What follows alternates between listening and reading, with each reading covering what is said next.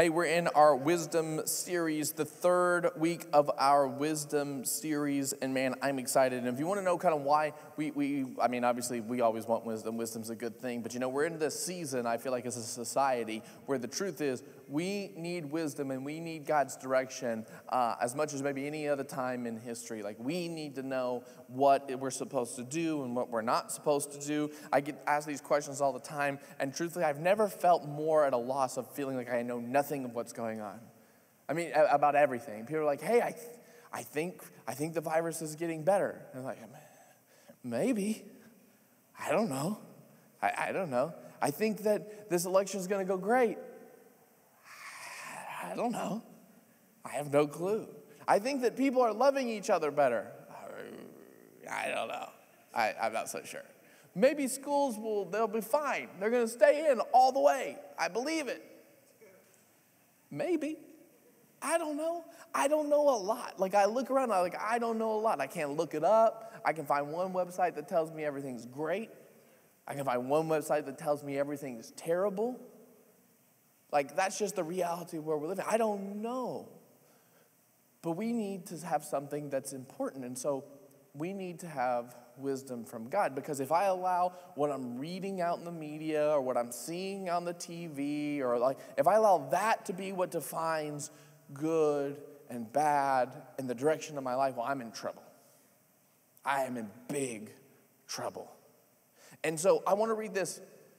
This is kind of the theme verse or verses for this whole thing, and it's important because it's the book of Proverbs, chapter 1. I'm going to start in verse 1. It says, "The Proverbs of Solomon, the son of David, king of Israel, to know wisdom and instruction, to discern the sayings of understanding, to receive instruction in wise behavior, righteousness, justice, and equity, to give prudence to the naive, to the youth knowledge and discretion. A wise man will hear and increase in learning, and a man of understanding will acquire wise counsel. To understand a proverb and a figure, the words of the wise and their riddles. The fear of the Lord is the beginning of knowledge, and fools despise wisdom and instruction." This idea that the fear of the Lord is the beginning of knowledge, and that statement, the fear of the Lord, is found in the Old Testament a lot, and is in Proverbs a lot, because it has to do with that is the beginning of understanding. It's the beginning of knowledge, the beginning of wisdom. And it's important that we know what the fear of the Lord is, or at least kind of how we can understand it, because it is not this idea of like, oh my gosh, like, I know what the fear of the Lord is. If I make a mistake, or if I choose something wrong, or if I sin, God is going to send holy lightning bolts down upon me, and I'm just going to pay for it forever. Like, there's judgment that's coming, and there's condemnation, and that there's guilt. And so I have to be afraid of God, so therefore I'm not going to do something because I'm afraid of it. But that is not what the biblical definition of the fear of the Lord is. The true definition of the fear of the Lord is allowing God to define what is good and bad in your life. Allowing God to define what is right and wrong in your life. And when you do that, when you allow God to define what is good and bad, and therefore you actually walk in that, like you choose to do what is good by His definition, and you don't do what is bad by His definition, you are walking in the fear of the Lord. And the fear of the Lord is the beginning and the process of finding wisdom. And when you walk in wisdom, you walk in life. Now, the book of Proverbs, and this is the first time that we're kind of getting into the wisdom literature, if you will, whether it's Proverbs, Ecclesiastes, Job, or Song of Solomon. Like, we're getting into this wisdom. And Proverbs, a lot of this is written by Solomon. But the thing we remember, and the reason why we're in week 3 and we're just now starting to talk about Proverbs, is because when we read the Bible, when we read everything, we got to make sure we put it through the right lens, and we know everything that we're supposed to be remembering and seeing and filtering through. And so Proverbs is not a book, like sometimes when we just put Proverbs, like that's the wisdom book. Like, you have a question, go read Proverbs, and then just read it, and it's its own thing. And it's fine, and it's good, but if you realize that Proverbs was never meant to be read alone or like as a standalone, like separate book, like it's in the Bible for a reason. It's a contextual piece of literature that stands in agreement with other things. And so that's why we talked about some other elements, because Proverbs was written by Solomon. And so we need to put Proverbs in the contextualized story of Solomon. But Solomon's story is actually a reflection of something else. And so that's why when we looked at first week, we talked about that from the beginning, God had this desire to be in an intimate relationship with man and woman, in which he taught them how to rule and reign here on earth in perfection. And in that relationship, he desired to teach them his wisdom, that he was going to allow them to live in the fear of the Lord and to walk in the wisdom that God had for them, and that they had this ability. They were given the free reign. They were called to rule and reign, and they said they could eat of everything that was there, that they had dominion over everything, that they were in perfection, that they were together, husband and wife, in complete intimacy. They were naked and not ashamed. They hid nothing from each other. And God was in this process of being in relationship with them, in which he was going to instruct them and teach them in wisdom. And the only thing they weren't allowed to do, the only choice that they had, the only thing he said, don't eat the fruit of this tree of the knowledge of good and evil, or good and bad. If you do that, you will surely die. And we talked about a lot that the reality is that these two trees, the tree of life and the tree of the knowledge of good and bad, is this choice that man had at the beginning and has had ever since of, where do I allow myself to find wisdom? Do I go to God and find wisdom and allow my circumstances to be defined by what he decides is good and bad, and therefore the result of making that choice of good and bad results in me living the path of life? Or do I allow myself, my culture, my surroundings to define what is good and bad? And we know that the result of you defining it, or culture defining it, or society, that will lead to death. It starts off with broken relationships. It starts off with lack of intimacy, mistrust, pain, and death. That's this decision that we see. And we saw that in Adam and Eve. The moment that both of them partook of the fruit, the moment that both of them made that decision after they already saw it, they were tempted, it seemed good to them. In their own eyes, it seemed good. It seemed good to be able to know right and wrong. They wanted it for themselves. They took it, they ate it. And what's interesting is the first thing that happened wasn't that they felt guilty that they disobeyed God. It wasn't even that they thought they should run away from God. The first thing that happened the moment that they decided to be wise in their own eyes, it says that they saw each other and were ashamed of their own nakedness. That what was once to be completely intimate with each other and unashamed and hiding nothing between husband and wife in the intention that God desired, so that it would be an earthly representation of the intimate relationship in which God longed to have with his children. Now in this moment, this instance, Adam and Eve are ashamed of their own nakedness and even ashamed of the other's nakedness. And so they cover themselves and they create this first physical act of the idea that men and women are now separate.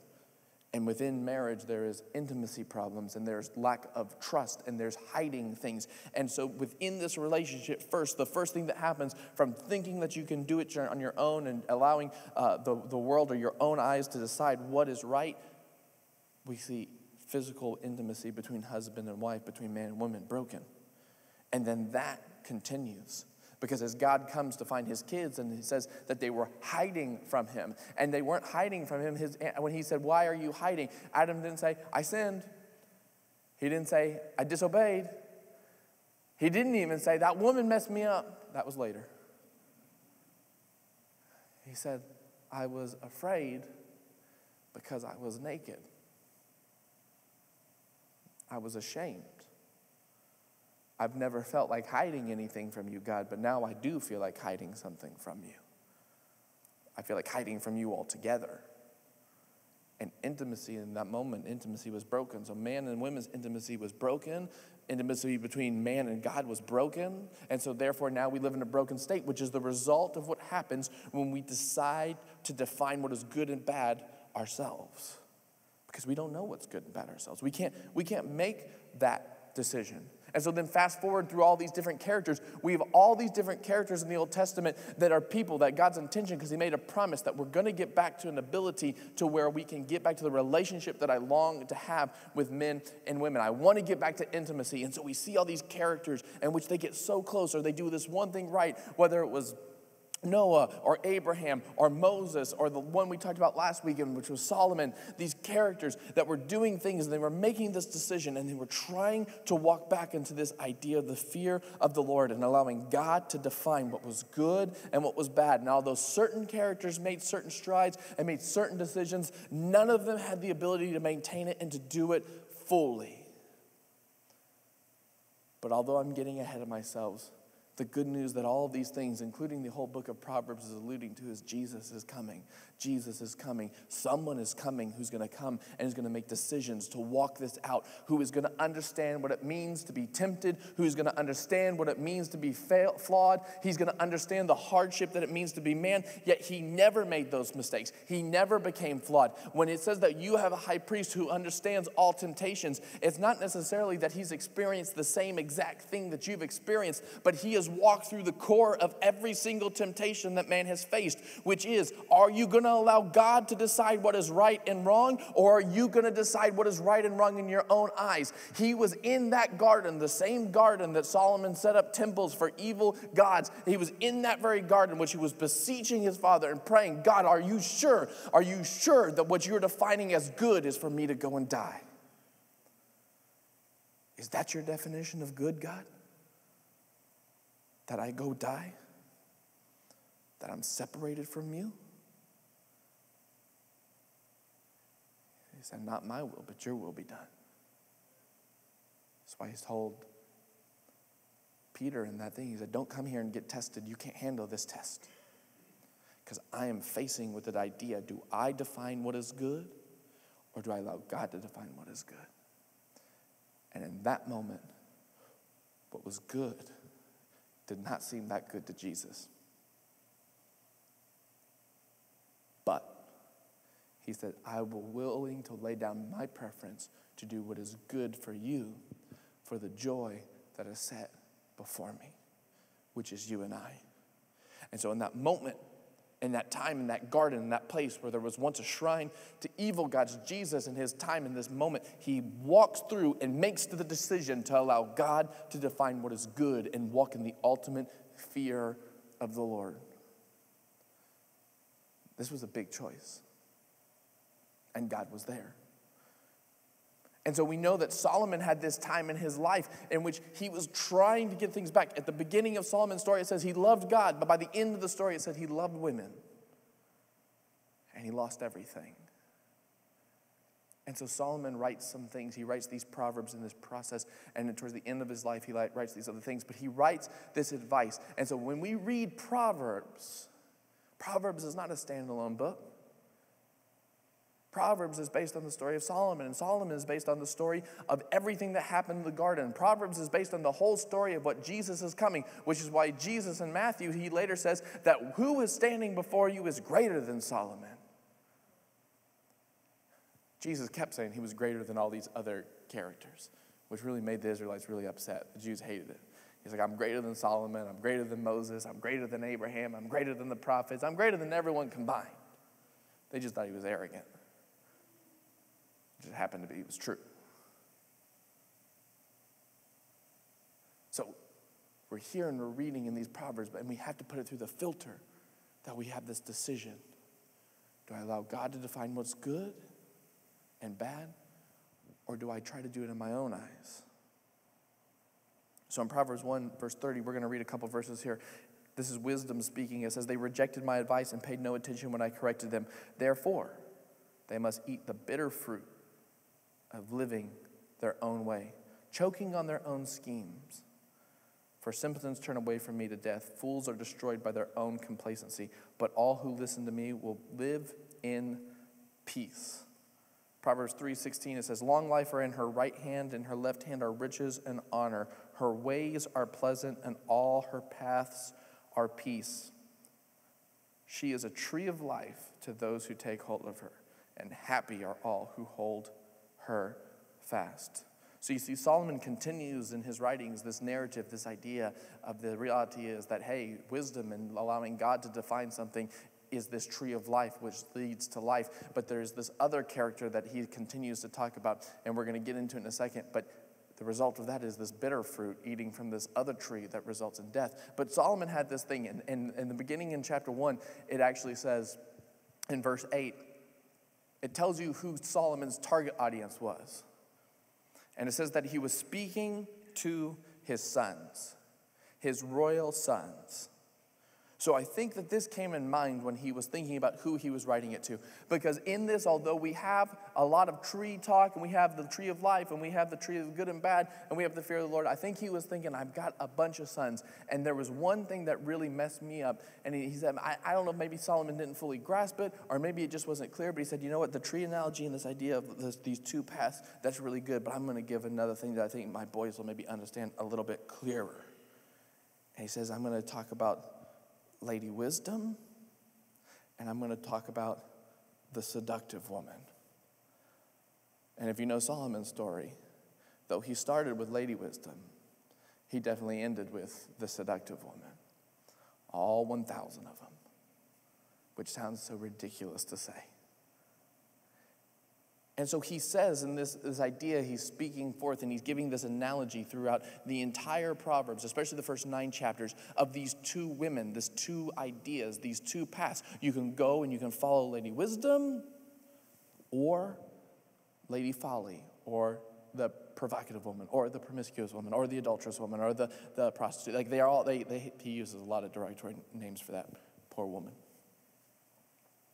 We have these two paths. Which are you going to choose? Lady Wisdom is the tree of life. And I'll say later that this Lady Folly, that her bed leads you down to the grave, to death. We have these two decisions. And so he says, these are going to be defined. And ultimately, they're the reality of how we define good and bad, and where we go to find those knowledges. Proverbs 3 verse 5 says, trust in the Lord with all your heart and do not lean on your own understanding. In all your ways acknowledge him and he will make your paths straight. Don't be wise in your own eyes. Okay? This is literally a picture straight back to what Eve thought. It looked good to her in her eyes. This is the same words. Fear the Lord and turn away from evil. It will be healing to your body and refreshment to your bones. So we've got to walk through this journey. We've got these two paths. We've got these two paths. Lady Wisdom and Lady Folly. And there's 3 things that we need to understand that this represents. There's 3 levels that is represented here, and probably more, but I'm going to talk about 3. Because remember, when we're reading Proverbs, it's not just like there are one literal thing that we're going to get out of it. This is meant to be meditative. It's meant to be multi-layer. It's meant to have multiple meanings and things that we can gain out of it. That's one of the richnesses of God's word. So there's kind of 3 things specifically that I'm going to talk about today that these 2 women represent. Okay? 1, this is a lesson that Solomon was teaching his sons, a lesson that, quite frankly, Solomon failed at miserably. And so he's kind of hoping that his sons will do a little bit better than him. So this is literally speaking on the literal note of saying, sons, boys, listen, there's 2 kinds of women out there, a good woman and a promiscuous woman. The promiscuous woman is going to seem appealing. She's going to really seem like she loves you. She's going to say all the right things. It's going to look good to you. And it's even going to seem to make sense to you. But you need to stay away from her. That path of a promiscuous lifestyle and not being married to one woman and not being faithful to the wife of your, like that path will lead you to death. And it's a very specific truth. It's the lesson that I teach my boys, of having 4 boys, that this is the reality of how the world looks. That there's this idea of what you have to be careful of as young men. There's this promiscuous idea or this good idea. And it doesn't mean that we hate or condemn these promiscuous women. We pray for these women. We love these women. This is a reality of what we're talking about. Like, this is something that Jesus' redemption is needed for. But we teach them this physical lesson. There's going to be women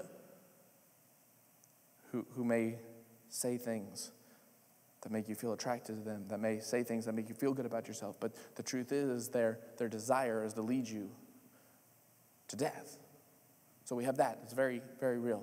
There's a second analogy that's going on that is within the context, and you can find it not only in the Bible but also in other Jewish writings, that there's a slang that talks about, when it talks about the adulterous woman specifically, the adulterer, the one who is married but then is cheating, this adulterous woman, which we'll see here in a minute in chapter 7, that's kind of slang for false religion or a religious practice that has become routine but has missed the heart. This idea that there's this relationship that you're supposed to be in, there's this process that's supposed to be happening, there's an intimacy that's supposed to be there, but it has become nothing but ritual and routine, and so therefore you have to be careful of false religion. Be careful of something that becomes so ritualized and so religious that you miss the very intimate intention that you were supposed to have. And so that was this picture of what was happening even in Solomon's time, and it's the very thing that Jesus walked into, which was a group of people who were super, super specific on the rituals and the religion, and they had completely forgot who they were supposed to be with. They missed it. And then the third is this idea, it's this continuation of these, who defines what God says is good and bad. Lady Wisdom, we'll find out here in a minute, was with God and is a characteristic of God and was there at the very time of creation, and that she is who is our earthly helper to understand God's good and God's bad. But yet Lady Folly is something who looks and sounds very similar and will maybe say some of the same things, but it's too easy. It's easy. And so we get to see some of these pictures. So I want to read a little bit more for you here. We're going to jump to chapter 9, verse 1. It says, Wisdom has built her house. She has carved its 7 columns. She has prepared a great banquet, mixed the wines, and set the table. She has sent her servants to invite everyone to come. She calls out from the heights overlooking the city, "Come with me." She urges the simple. To those who lack good judgment, she says, "Come, eat my food and drink the wine I have mixed. Leave your simple ways behind and begin to live. Learn to use good judgment. Anyone who rebukes a mocker will get an insult in return. Anyone who corrects the wicked will get hurt. So don't bother correcting mockers, they will only hate you. But correct the wise and they will love you. Instruct the wise and they will be even wiser. Teach the righteous and they will learn even more. Fear of the Lord is the foundation of wisdom. Knowledge of the Holy One results in good judgment. Wisdom will multiply your days and add years to your life. If you become wise, you will be the one to benefit. If you scorn wisdom, you will be the one to suffer. And then we get introduced to this other character. It says, the woman named Folly is brash. She is ignorant and doesn't know it. She sits in her doorway on the heights overlooking the city. She calls out to men going by who are minding their own business. Come in with me, she urges the simple. To those who lack good judgment, she says, stolen water is refreshing. Food eaten in secret tastes the best. But little do they know that the dead are there. Her guests are in the depths of the grave. Do you notice that even in verse 16, the very words that Lady Wisdom and Lady Folly say are the exact same words? That Lady Wisdom says, come in with me, and Lady Folly says, yeah, come in with me. Both trees are in the middle of the garden. Both trees have fruit. Both trees look good.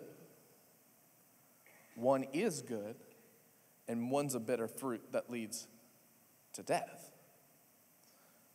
I want to keep reading in chapter 7. It gives us a little more information as Solomon paints this picture of this Lady Folly, or the adulterous woman. It says, while I was at the window of my house looking through the curtain, I saw some naive young men, and one in particular who lacked common sense. He was crossing the street near the house of an immoral woman, strolling down the path by her house. It was at twilight in the evening, as deep darkness fell. The woman approached him, seductively dressed and sly of heart. She was the brash, rebellious type, never content to stay at home. She is often in the streets and markets, soliciting at every corner. She threw her arms around him and kissed him, and with a brazen look she said, I've made my peace offerings and fulfilled my vows. You're the one I was looking for. I came out to find you, and here you are. My bed is spread with beautiful blankets, with colored sheets of Egyptian linen. I perfumed my bed with myrrh, aloe, and cinnamon. Come, let's drink our fill of love until morning. Let's enjoy each other's caresses, for my husband's not at home. He's away on a long trip. He has taken a wallet full of money with him, and he won't return until later this month. So she seduces him with her pretty speech and enticed him with her flattery. He followed her at once like an ox going to the slaughter. He was like a stag caught in a trap. If you jump down to 27, it says, her house is the road to the grave, and her bedroom is the den of death. That's a rough description of someone's home. Your house is the road to the grave, and your bedroom is the den of death. It's interesting when we look at this because we see the tactics of the enemy have not changed for a very long time. They were there at the very beginning, they're there here, and they're the same today. This is something interesting because what this person does is she gets this ignorant man's attention. What this lady, this provocative woman does is she gets his attention. She says, hey, I've been looking for you. I've been waiting for you. I've done this is God's intention for you. Because see, I went and I did all my sacrifices. I went ahead and I'm totally good. Me and God are good. Everything is good. Like everything's good. And I've been looking for you with my clear conscience, with good standing with God. I've been looking for you. And I've got everything prepared because you're the one I've been waiting for. And don't worry, my husband's gone. He'll be gone. He's been gone for a long time. And you know, that's how you know that this is actually something God wants for you. Because if he didn't want it for you, my husband would be home and then we couldn't be together. But he's gone. Look at the time. Look at the chance. Look at how fortuitous this is, that in this moment, in this time, we can do this. And look how good it is. Doesn't it seem good? Don't I seem good to you? Doesn't it seem like this is a good choice? And in this moment, doesn't it seem and feel and can't you sense that in this time we should be together and it'll be great? And the poor young man's like, yeah, it's great. I didn't hear anything you said. You had me at kisses. And all of a sudden, it's the same thing that the serpent did to Eve. Doesn't this fruit look good? Seems good. Do you say you're going to die if you eat it? Is that what he said? If you touch it? I think he's actually keeping it. I think this is actually better than you think. I think he just doesn't want you to be like him. It's the same thing. It seems good. And if you allow yourself to be the one who determines what seems good and what's right in your own eyes and what is good and bad, then all of a sudden your surroundings, your circumstances will change. If we allow our culture or our society or who we are as a people to be who determines what is good and bad, then we are in trouble because that is constantly changing. If we allow what is socially acceptable to be our definition of what is good and bad, then all of a sudden something that was not socially acceptable 20 years ago is now completely socially acceptable. But that doesn't mean that it is good or bad, because my definition of good and bad is not by what I think is right. It's not by what I read on Facebook. My definition of good and bad comes from the Bible and the reality of what wisdom says and what God's word is. And so what is good and what is bad is defined by him, not by me. The unchanging one is defined what is good and right and true and pure, not me. But this thing, you notice she's easy. And I don't mean that just in like the slang sexual term, though it clearly fits. Your own way is always easier.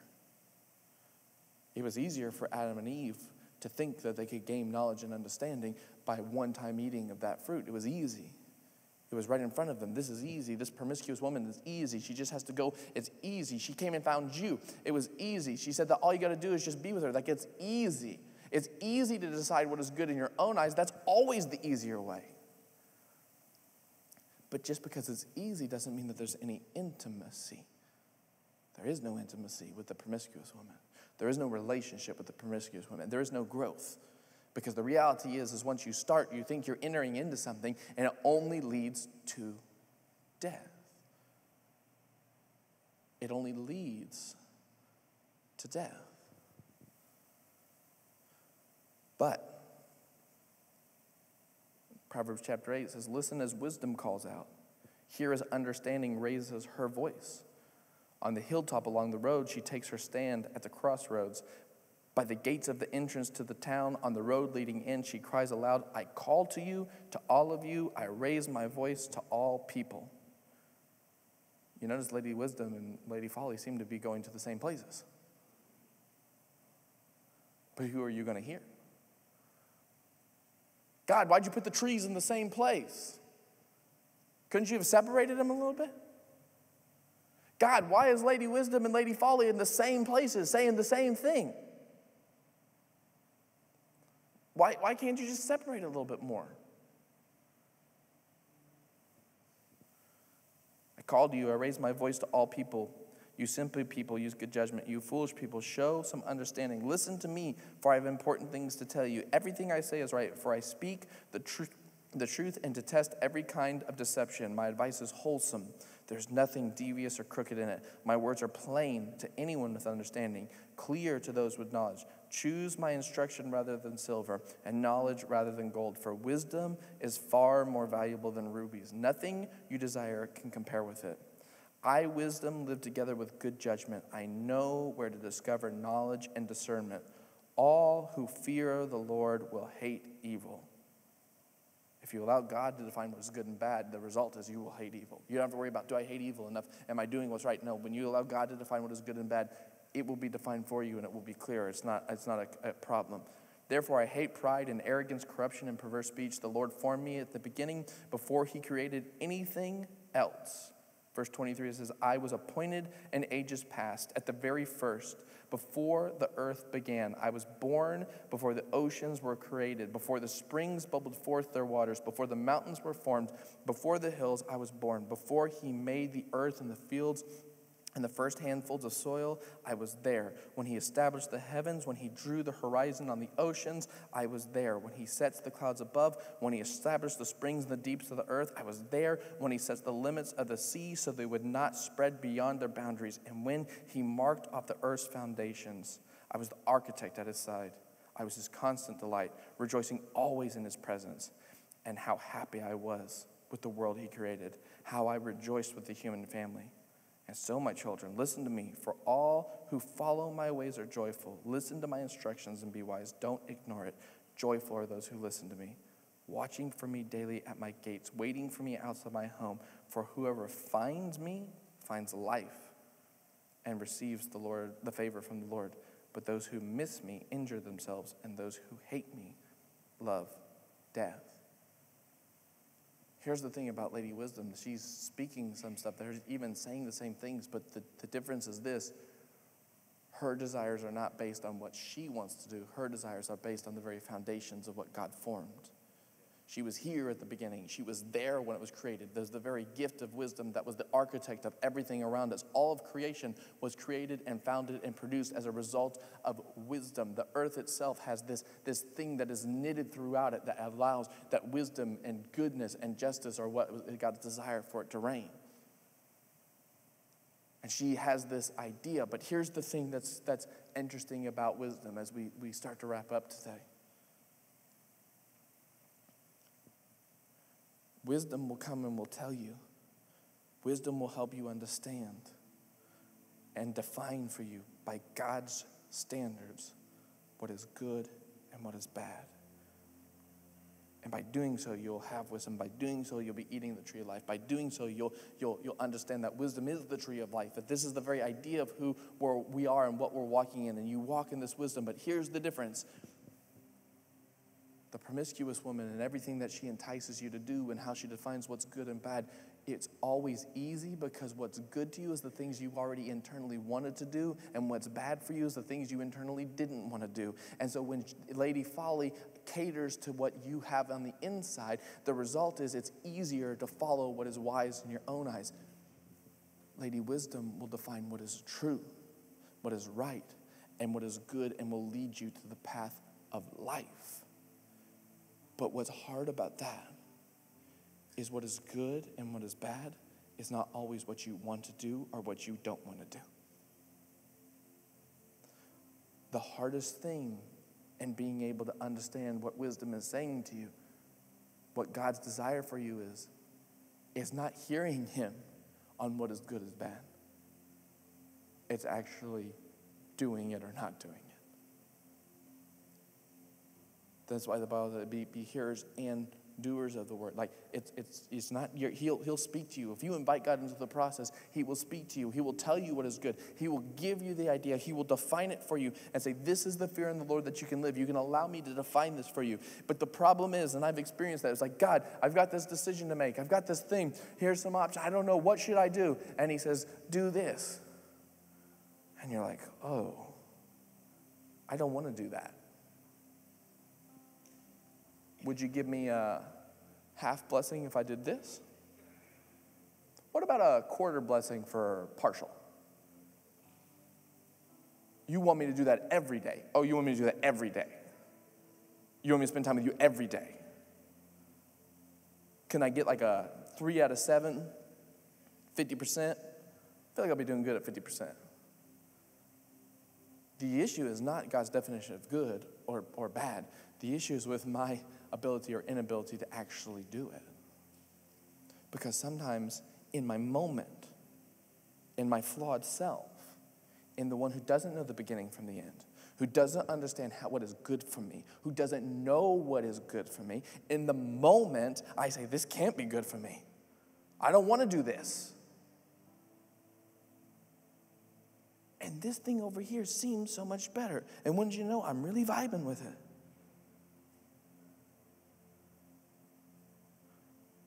This is the very picture of Lady Wisdom, who Solomon says you're supposed to love like your sister, and the promiscuous woman who wants to love you a whole different way. I guess this is easier. This feels better right now. This is actually exactly what I wanted to do right now. Cool. It will lead you to the path of death.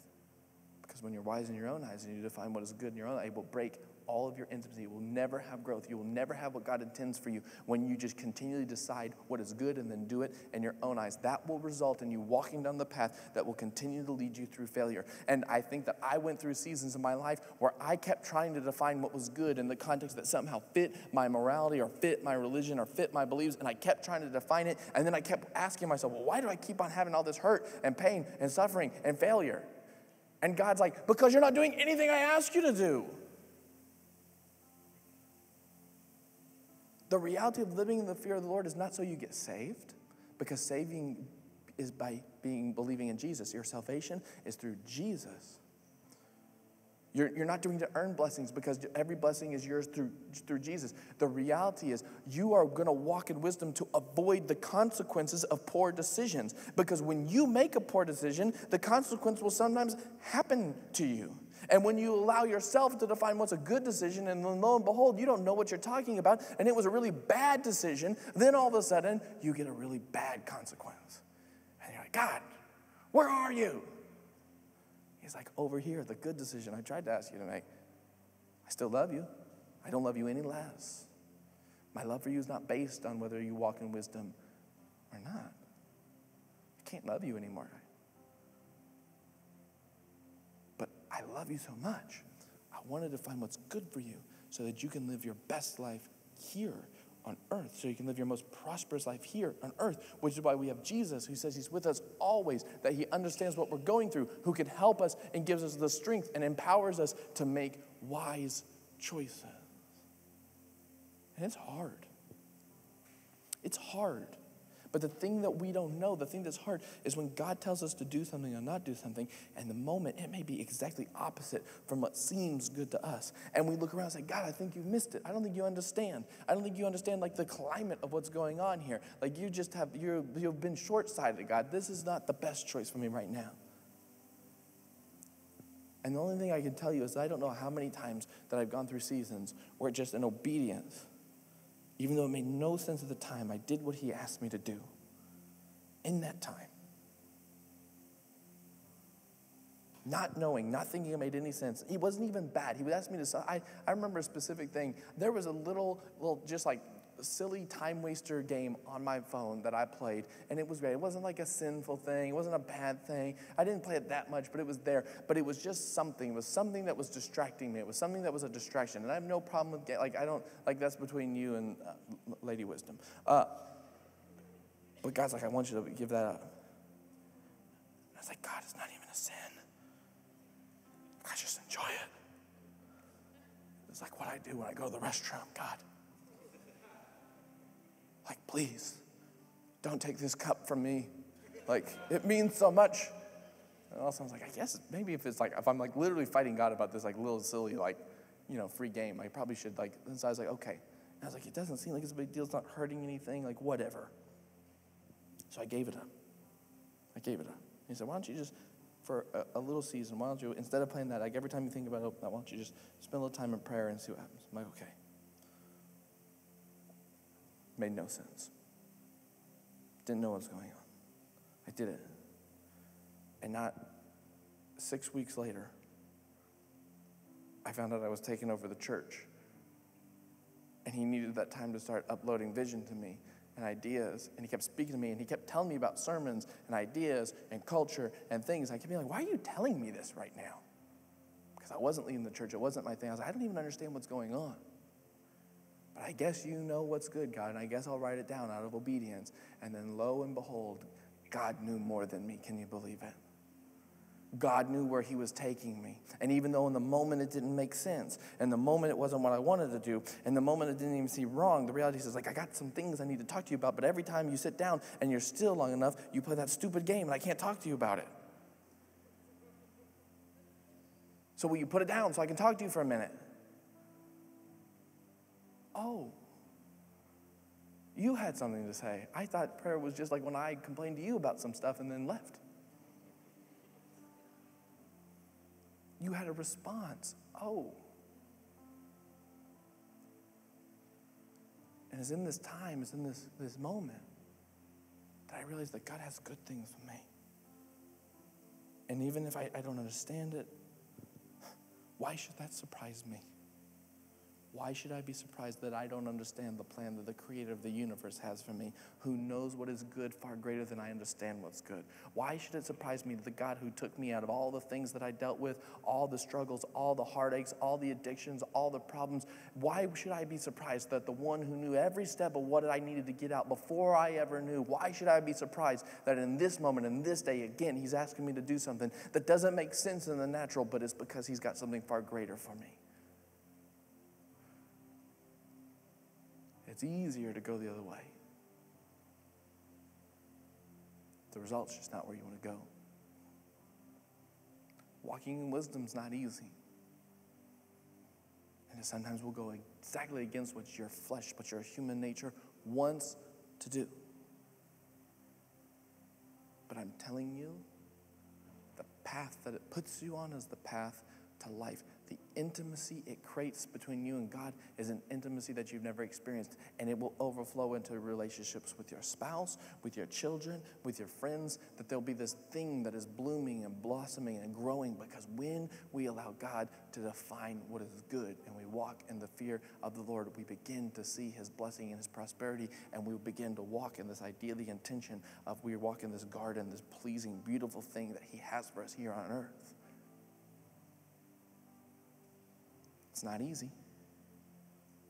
It requires trust, which another word for trust is faith. God, I believe you know what's good for me better than I know what's good for me. So I'm going to trust you. Walk in your wisdom. And even if it doesn't make sense to me, even if it doesn't seem to make sense to what our culture says is good and bad, or what everyone around me says is good and bad, I'm going to trust you. My encouragement for you today, when you choose wisdom, when you choose to do that, I'm not going to tell you it's going to be easy. But I would encourage you, when you start to invite wisdom into your process and you begin to later to see the things that God had been setting up and setting up and setting up, and all of a sudden you're like, oh my gosh, I'm so glad he got me to this point. If I had to change that now, I would have never done it. But thank God he did it to me 6 months ago, and now I'm here. Because we don't know what's happening in this world.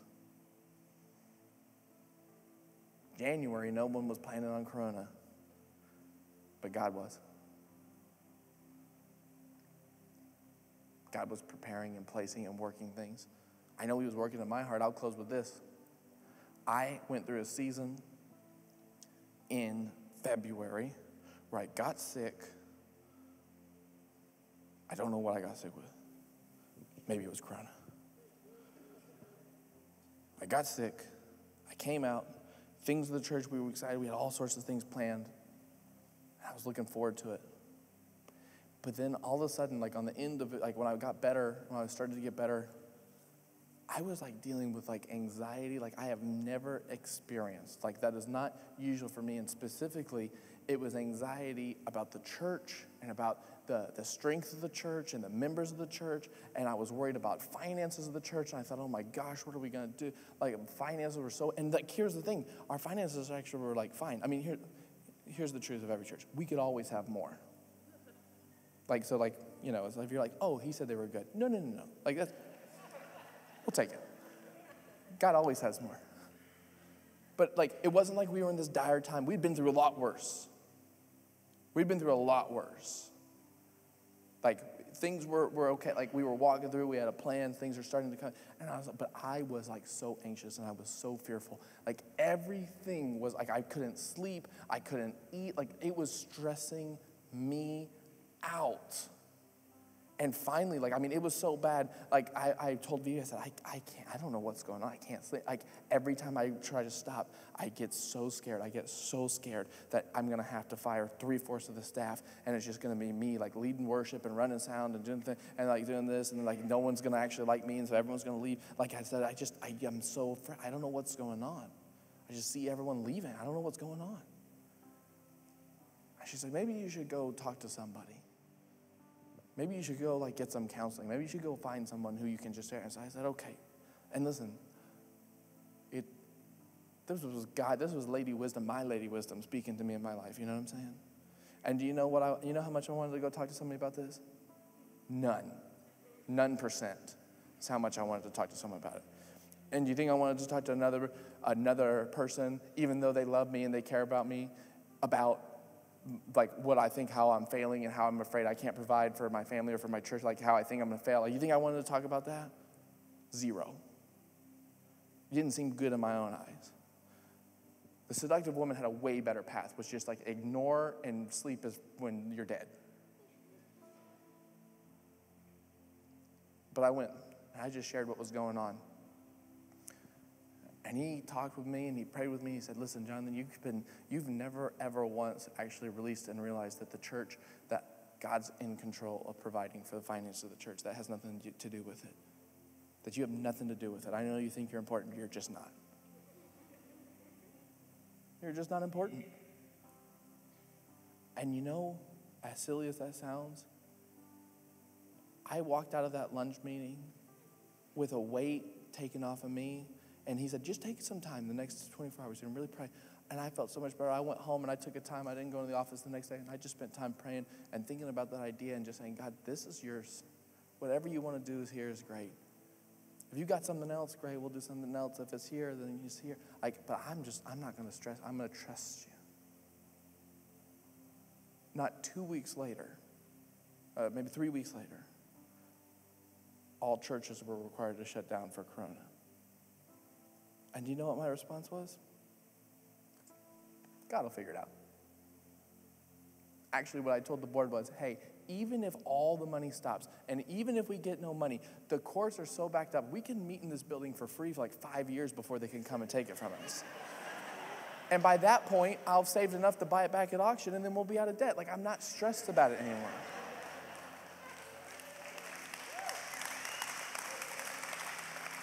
But that wisdom came from when I didn't know it was coming. I had no clue church was about to shut down. I was like the typical redneck, like, as soon as we get a warm spell, it'll be gone. Don't worry about it. Like, I didn't know anything. Like, I had no clue. Like, I have no, like, business making any assumptions. And you know what was funny? All my pastor friends, not all of them, so many of my pastor friends were running around, and they were so stressed about money. They were so stressed about giving. They were so stressed about going to church. They were so stressed. And I was like, man, I'm not important at all. I'm just going to preach Jesus, whether it's in an empty room or a full room. I'm going to believe that Jesus is the provider, whether that's there or not, because I'm going to praise Jesus because he knows what's good. And he took me. I don't know what I would have been doing. I've been working my house, just stressing out, thinking if you were here or not. But God knew. Lady Wisdom knew. I didn't want to do it. Didn't seem good to me at all. Wasn't wise in my eyes. But God had a plan. And here's the thing, I tell you that, kept you long, the kids are upset and hungry, and I'm sorry. But I tell you that because if He'd do it for me, He'd do it for you. And if He'd give you the ability to do it and get over yourself, He'll do it for you. And that's what it means to walk in this wisdom. And that's what we're going to continue. We're going to keep talking about this Wednesday. We're going to keep talking about this Sunday. But I'm going to pray because, like I said, Chad's upset at me. Haley's upset at me. They're all upset at me at this point. We're going to pray. Sprint to your children. Father God, thank you so much for your wisdom that brings peace. Lord, help us not only come to you and allow you to define what is good and bad in our lives, but Lord, help us have the strength to do what is good and to refrain from doing what's bad, even when it doesn't make sense, because you know the beginning from the end and you know what's better for us. So we trust you. We trust you. It's in Jesus' holy name we pray. Amen and amen. We love you. You're dismissed. Don't talk to anyone else. Go run straight to your children and pick them up and tell them it was someone else's fault. All right, bye.